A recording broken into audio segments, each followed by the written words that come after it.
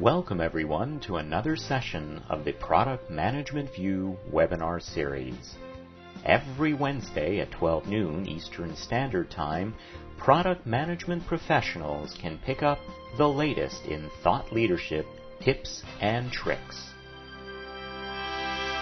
For the last year, Phil has worked as a product manager for Novell's GroupWise, an integrated collaboration product for email, calendars, tasks, and shared folders. He has worked for over 20 years in the development, marketing, and sales of high-tech products at such notable companies such as IBM, Cisco, Novell, Linux Networks, Blue Coat Systems, among many others. Take it away, Phil. Hi. As James mentioned, I'd like to talk to you about a powerful methodology that I discovered a number of years ago and have used quite a few times at Novell and other companies. I've always been blown away by the amount of insight and market understanding that comes to a product team when it uses this methodology to understand their customers and market requirements.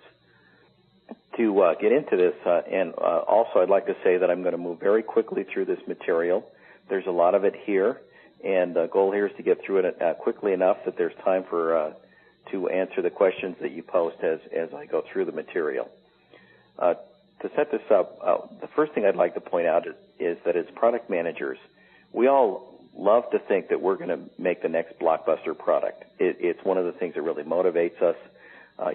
We just want to produce winners. And sometimes our hopes and aspirations blind us to the grim realities of the marketplace.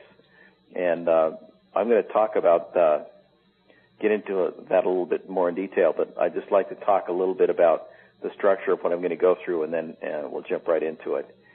First, I'm going to talk about, why it's so important to get the right value proposition, the stumbling blocks that many projects run into. In fact, most projects fail. How this research methodology can help you beat the odds. And then I'll walk you through the methodology, all of the steps that are required to pull off a successful research project using this methodology. And then finally, I'll give you some things that you can do if you want to go further into understanding how this works and seeing if you could apply it in your organization. So let's start with the basics. Customers buy products because there's value in them. And the value is a simple metric. It's the benefit you get minus the cost of getting it. And so the benefit is that it solves some problem that you have and that you know you have, or there's some desirable condition, something attractive that you expect that this product will bring to you. The cost is how much you need to spend to buy the product, but also, especially, and this is especially true in the high-tech environment, how much money does it cost to deploy the product, train the users, change work habits, and get everybody using it effectively, because every product that rolls out has deep changes on people's behavior and also on the relationships. So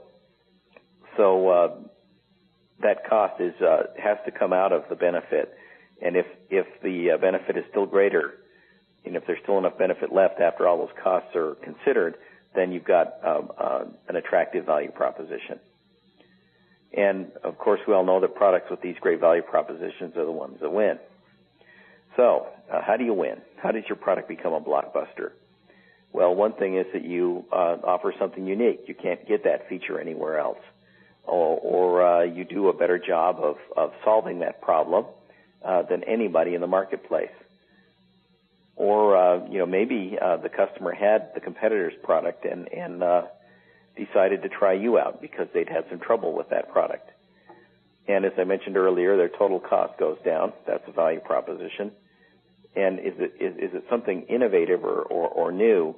Is it a kind of value proposition that solves problems people hadn't really even thought about, but now that the solution's there, suddenly they discover how much they enjoy the relief of that problem.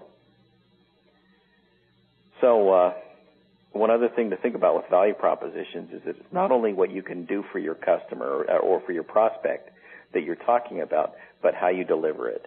And there's always a chain of